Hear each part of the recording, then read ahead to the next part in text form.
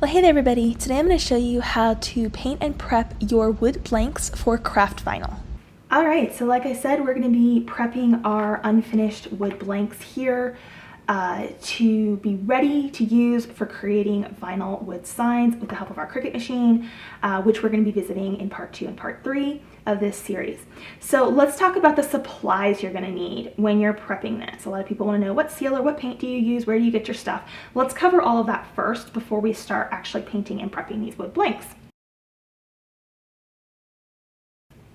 So first, I strongly recommend always buying your pre-cut and pre-sanded wood blanks. These are available at lots of different places. Craft stores have them, online have them. I'm gonna link some of my resources below for you, but I definitely recommend pre-sanded, pre-cut. Don't try and do it all yourself. It will get a little overwhelming and you'll have a lot more work to do because there's lots of these cutouts everywhere. I'm just going to be doing some circle ones here, but they have squares and rectangles and other shapes and things like that as well.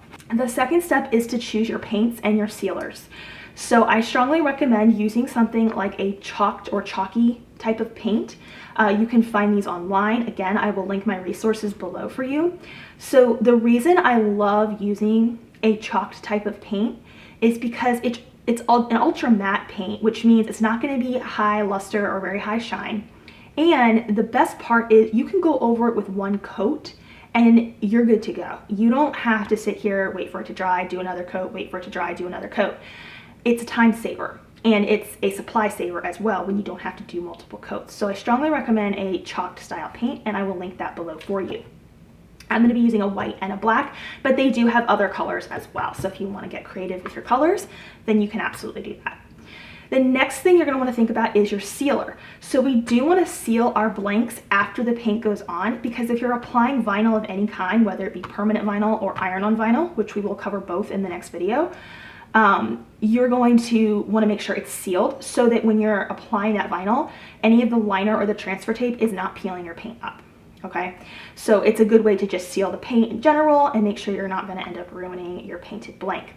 I like to use either a water-based polyacrylic, or I also love this Country Sheet clear coat sealer here as well. But both of these options here are really great and they will get the job done. Generally, you only have to do one coat when you're sealing the paint. You can do more than one if you would like to, but I've done just one and been perfectly fine with it, and my signs turn out great. So either one of these sealers is going to work well. Now you might be wondering, why not spray paint?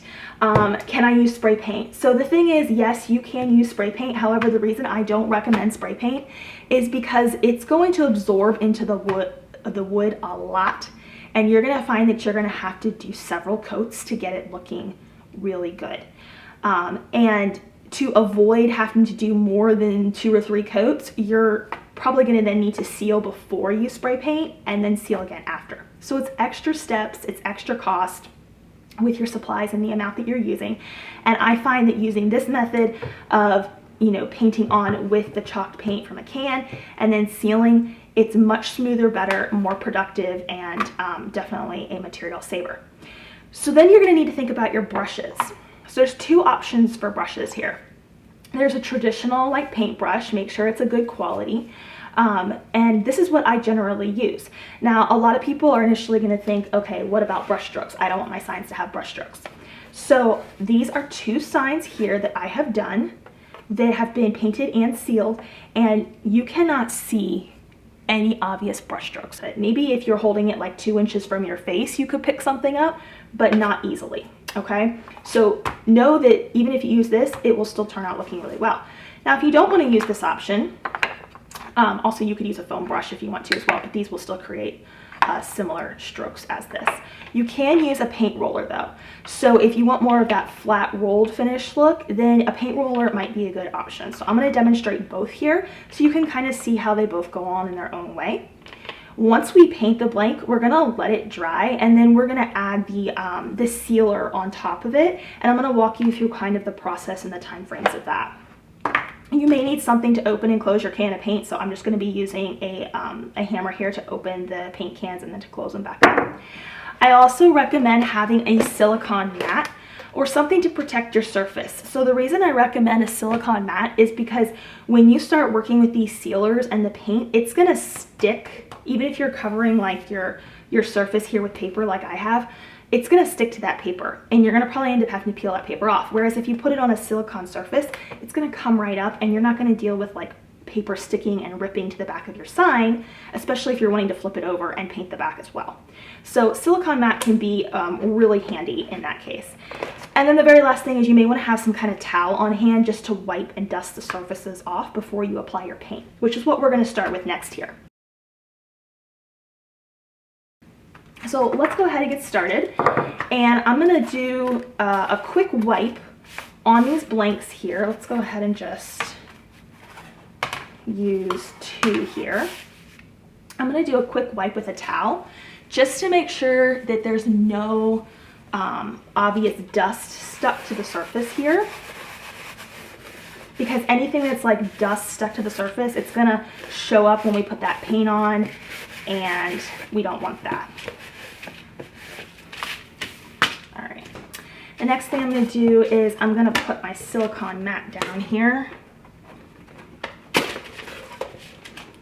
This is actually a baking mat, but it gets the job done just as well. And I'm gonna do one with a roller and one just with a paintbrush dipped in. I'm gonna start by opening up my cans here, and you just have to kind of go around slowly. So you may wanna stir your paint just like you would with, you know, anything. I actually do not have a paint stirrer on hand, so I am going to just use my brush here. I would recommend a paint stick to stir your paint. Rather than a brush, but since I do not have one, we are going to improvise with this. And I'm going to go ahead and pour it in this little dish here. You can pick up these mini rollers, you know, at a lot of places. Now, one thing I do recommend that you do is prep a lot of these at once, and you're going to see why as we work through this process. But prep a lot of these at once and just have them on hand ready to go. Okay, so if this is the route you want to take, and you want to buy these unfinished wood blanks and you want to, you know, paint them the colors you want, then I strongly recommend just prepping a lot of them, you know, at once to save time. Your roller, kind of get it good and covered initially. You got to get that coverage going first. So we've already wiped this down. It's good to go. I have not done any additional sealing on this. We're just going to go back and forth with the roller. And you can already see how nice and thick this goes on, which is so much easier, less effort than doing several coats with a can of spray paint. Spray paint can work, like I said, it can work if you have a bunch on hand that you want to use. It's just not what I would recommend personally for the best results possible and for the least amount of headache.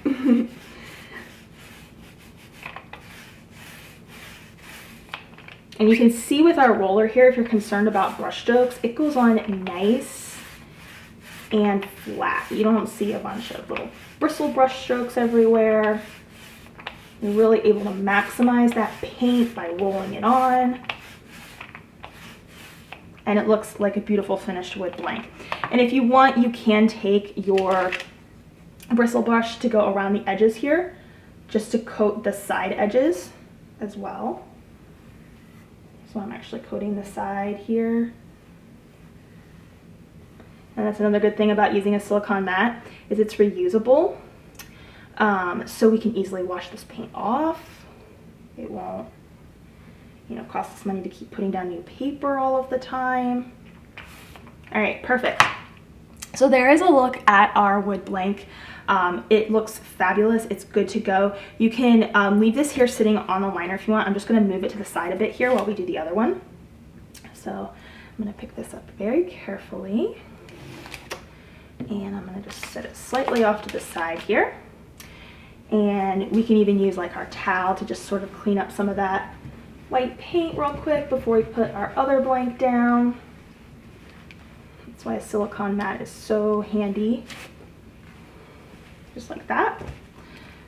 Okay, and now I'm going to take this little one. We'll do this one in black, and I'll do it with a paintbrush this time, okay? And you can just see kind of the contrast and the difference of that there. So I'm going to open this up, and if the paint bothers you, you might want a pair of gloves also. I already stirred this before I started filming a minute ago, so we're good to go. I'm just going to go ahead and start brushing this on. I cannot stress enough the quality of a good paintbrush. Please don't go buy something that's like 50 cents for a pack of 4 at, you know, the Dollar Tree. It will not work as well as something that is a good quality paintbrush. And if you take care of your paintbrushes and you wash them off after you're done painting, they'll last you forever. So definitely go for a good quality paintbrush.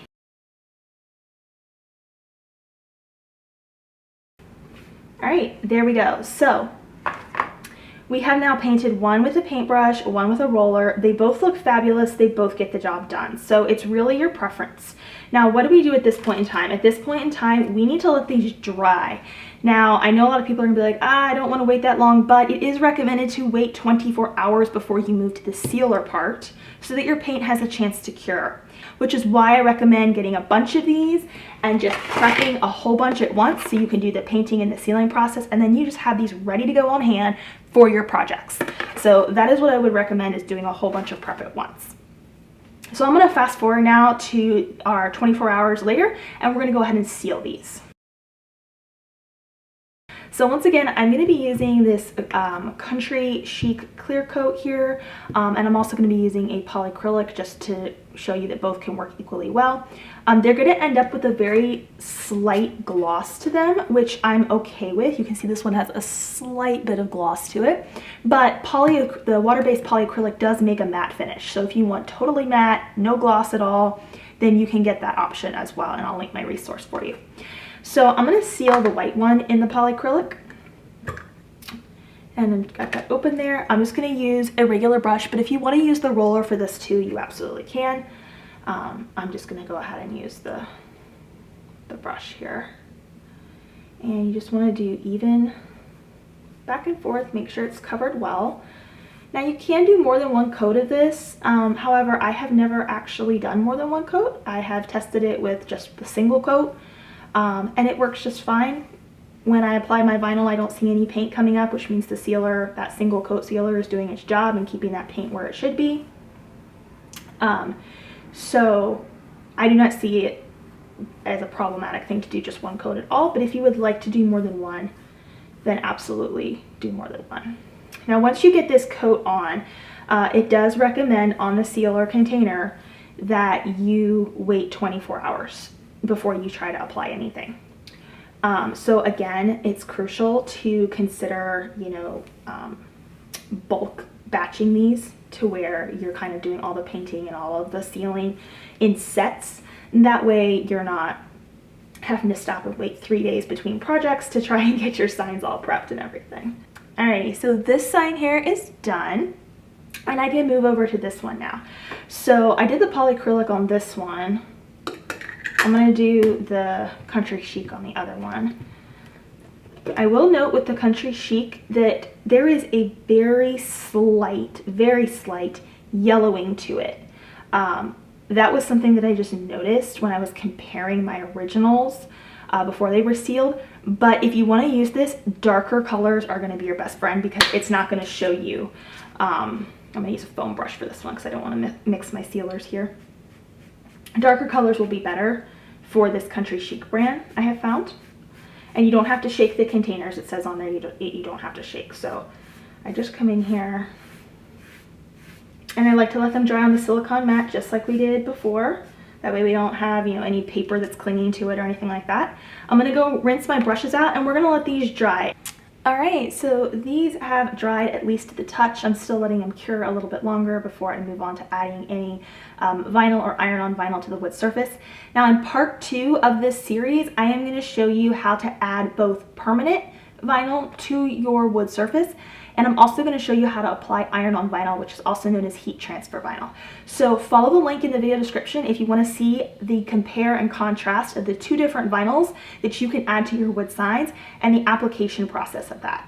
In general, this is how I would prep any of my wood blanks in order to create beautiful signs and wood decor with my Cricut machine. I hope to see you guys in the next video. Thanks for watching, and bye for now.